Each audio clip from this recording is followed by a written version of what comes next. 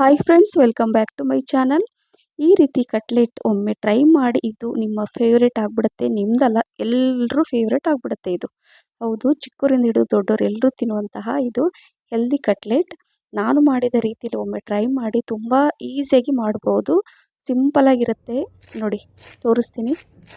ನೋಡಿ ಎಷ್ಟು ಕ್ರಿಸ್ಪಿಯಾಗಿರುತ್ತೆ ಅಂದರೆ, ಇದನ್ನು ಮಾಡಿಟ್ಟು ಎಷ್ಟೇ ಹೊತ್ತಿಟ್ಟು ಅಷ್ಟೇ ಕ್ರಿಸ್ಪಿಯಾಗಿರುತ್ತೆ. ಸೊ ನೀವು ಗ್ರೀನ್ ಚಟ್ನಿ ಅಥವಾ ಸಾಸ್ ಜೊತೆ ಕೂಡ ತಿನ್ಬೋದು, ಅಷ್ಟೊಂದು ರುಚಿಯಾಗಿರುತ್ತೆ. ಅಥವಾ ಹಾಗೆ ಕೂಡ ತಿನ್ಬೋದು. ಮಕ್ಕಳು ಶಾರ್ಟ್ ಬ್ರೇಕಿಗೆ ಕೊಡ್ಬೋದು, ಅಥವಾ ಸಾಯಂಕಾಲ ಸ್ಕೂಲಿಂದ ಮಕ್ಕಳು ಬರ್ತಾರೆ, ಆಫೀಸಿಂದ ಹಸ್ಬೆಂಡ್ ಬಂದರೆ ಇದನ್ನು ಮಾಡಿಕೊಡಿ, ಅವರ ಫೇವ್ರೇಟ್ ರೆಸಿಪಿ ಆಗಿಬಿಡುತ್ತೆ. ಬನ್ನಿ ಯಾವ ರೀತಿ ಮಾಡೋದು ಅಂತ ನೋಡೋಣ. ಇಲ್ಲಿ ನಾನು ಒಂದು 5ರಿಂದ 6 ಹಸಿಮೆಣಸಿನ್ಕಾಯಿನ ಸಣ್ಣಕ್ಕೆ ಹೆಚ್ಚಿಬಿಟ್ಟು ಇಟ್ಕೊಂಡಿದ್ದೀನಿ. ಹಾಗೆ ಈರುಳ್ಳಿ ಕೂಡ ಸ್ವಲ್ಪ ಜಾಸ್ತಿ ಪ್ರಮಾಣದಲ್ಲಿ, ಅಂದರೆ ಒಂದು 2ರಿಂದ 3, ದೊಡ್ಡ ಗಾತ್ರದಲ್ಲಿದ್ದರೆ 2 ಅಥವಾ ಚಿಕ್ಕದಿದ್ದರೆ 3 ಈರುಳ್ಳಿ ಕಟ್ ಮಾಡಿ ಇಟ್ಕೊಳ್ಳಿ. ಹಾಗೆ ಸ್ವಲ್ಪ ಜಾಸ್ತಿ ಪ್ರಮಾಣದಲ್ಲಿ ನಾನಿಲ್ಲಿ ಕೊತ್ತಂಬರಿ ಸೊಪ್ಪನ್ನು ತೊಳೆದ್ಬಿಟ್ಟು ಈ ಥರ ಹೆಚ್ಚಿಟ್ಕೊಂಡಿದ್ದೀನಿ. ಹಾಗೆ ಮೆಂತ್ಯ ಸೊಪ್ಪನ್ನು ಕಟ್ ಮಾಡಿ ಸೈಡಲ್ಲಿ ಇಟ್ಕೊಂಡಿದ್ದೀನಿ. ಒಂದು ಕ್ಯಾರೆಟ್ ನಾನು ಸಿಪ್ಪೆ ತೆಗೆದುಬಿಟ್ಟು ಅದನ್ನು ಕೂಡ ನಾನು ತುರಿದ್ಬಿಟ್ಟು ಇಟ್ಕೊಂಡಿದ್ದೀನಿ. ಈಗ ಇಲ್ಲಿ 1 ಕಪ್ಪಷ್ಟು ಅವಲಕ್ಕಿ, ನಾನು ಇದನ್ನು 1 ಟೈಮ್ ಅಥವಾ 2 ಟೈಮ್ ನೀಟಾಗಿ ತೊಳೆದ್ಬಿಟ್ಟು ಇದನ್ನು ನೆನೆಸ್ಬೇಕು ಅಂತ ಏನಿಲ್ಲ. ಮೀಡಿಯಮ್ ಅವಲಕ್ಕಿ ಇದು. ಸೊ ಹಾಗಾಗಿ ಮೀಡಿಯಮ್ ಅವಲಕ್ಕಿ ಬೇಗನೆ 1 ಟೈಮ್ ನೀರಲ್ಲಿ ಹಾಕಿದರೆ ಸಾಕು, ಇದು ಬೇಗನೆ ನೆನೆಯುತ್ತೆ. ಗಟ್ಟಿ ಅವಲಕ್ಕಿ ಏನಾದಿದ್ರೆ ಸ್ವಲ್ಪ ನೀರು ಹಾಕಿಬಿಟ್ಟು ನೆನೆಸಿ. ಸೊ ಇದು 1-2 ಟೈಮ್ ನಾನು ತೊಳೆದ್ಬಿಟ್ಟು, ಈಗ ನೋಡಿ ಎಲ್ಲ ನೀರನ್ನು ತೆಗೆದುಬಿಟ್ಟು ಇದನ್ನು ಸೈಡಲ್ಲಿ ಇಡ್ತೀನಿ. ಇದು 5 ನಿಮಿಷದಲ್ಲಿ ತುಂಬ ಸಾಫ್ಟಾಗಿ ಆಗಿಬಿಡುತ್ತೆ. 5 ನಿಮಿಷನೂ ಬೇಡ, ಜಸ್ಟ್ ಒಂದು 2 ನಿಮಿಷದಲ್ಲಿ ಇದು ಸಾಫ್ಟ್ ಆಗಿಬಿಡುತ್ತೆ. ಹಿಂಡಬೇಕು ಅಂತ ಇಲ್ಲ, ಆ ನೀರನ್ನು ತೆಗೆದುಬಿಟ್ಟು ಸೈಡಲ್ಲಿ ಇಟ್ಕೊಂಡ್ರೆ ಸಾಕು. ಈಗ ಏನು ಮಾಡಬೇಕಂದ್ರೆ, ಇಲ್ಲಿ ನಾನು 2 ಆಲೂಗಡ್ಡೆಯನ್ನು ಮೊದಲೇ ಬಾಯ್ಲ್ ಮಾಡಿ ಇಟ್ಟಿದ್ದೆ, ಸಿಪ್ಪೆ ತೆಗೆದುಬಿಟ್ಟು. ಬಾಯ್ಲ್ಡ್ ಪೊಟ್ಯಾಟೊ ಇದು, ಅಂದರೆ ಬಾಯ್ಲ್ ಆಲೂಗಡ್ಡೆ ನಾನು ಸಿಪ್ಪೆ ತೆಗೆದು ಇದು ಕೈಯಿಂದ ಚೆನ್ನಾಗಿ ಮ್ಯಾಶ್ ಮಾಡ್ಕೊಳ್ತಾ ಇದ್ದೀನಿ. ನೋಡಿ, ಈ ರೀತಿಯಾಗಿ ಚೆನ್ನಾಗಿ ಮ್ಯಾಶ್ ಮಾಡ್ಕೋಬೇಕು. ಇದೇ ನೋಡಿ, ಈ ರೀತಿಯಾಗಿ ಮಾಡಿಕೊಂಡ್ರೆ ತುಂಬ ಚೆನ್ನಾಗಿರುತ್ತೆ. ಆಲೂಗಡ್ಡೆ ಹೇಗೂ ಮನೇಲಿ ಇರುತ್ತೆ, ಅವಲಕ್ಕಿ ಕೂಡ ಇರುತ್ತೆ ಅಲ್ವಾ. ಸೊ ಈಗ ಅವಲಕ್ಕಿ ಕೂಡ ಚೆನ್ನಾಗಿ ನೆಂದಿದೆ, ಅದು ಕೂಡ ಸಾಫ್ಟ್ ಆಗಿದೆ.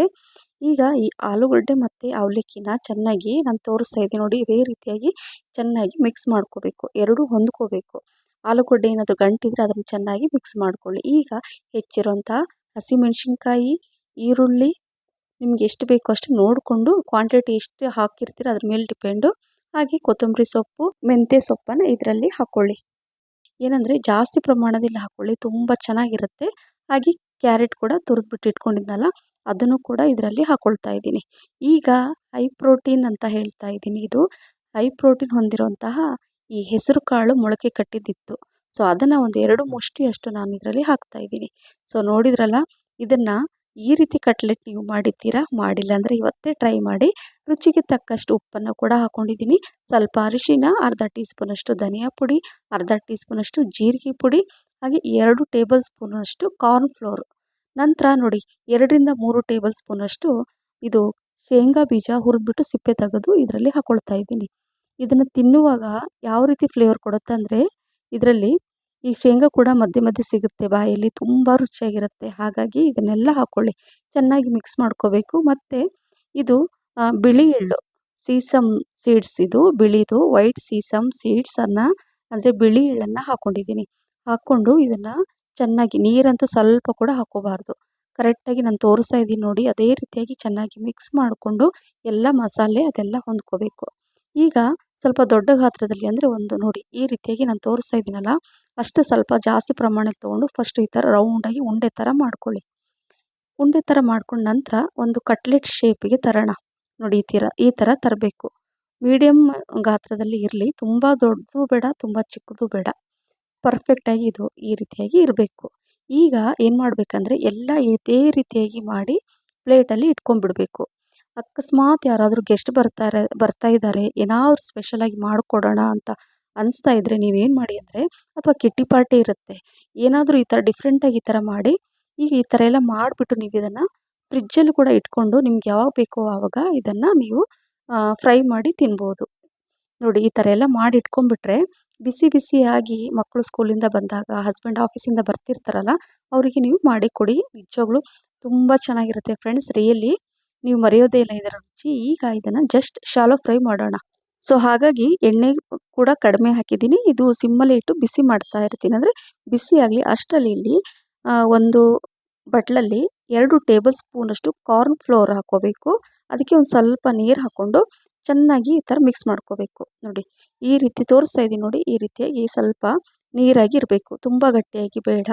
ಈಗ ಇದನ್ನು ಸೈಡಲ್ಲಿ ಇಟ್ಕೊಂಡು ಈ ಒಂದು ಪ್ಲೇಟಲ್ಲಿ ನಾನು ಈ ಚಿರೋಟಿ ರವೆ ಇರುತ್ತಲ್ವ, ಸೊ ಆ ಚಿರೋಟಿ ರವೆ ಅಥವಾ ಬಾಂಬೆ ರವೆ ಮನೇಲಿ ಯಾವುದಿರುತ್ತೋ ಅದು ನೋಡಿಕೊಂಡು ಮನೇಲಿ ಯಾವ್ದು ಐಟಮ್ ಇರುತ್ತೋ ಅದನ್ನು ನೀವು ಯೂಸ್ ಮಾಡಿ.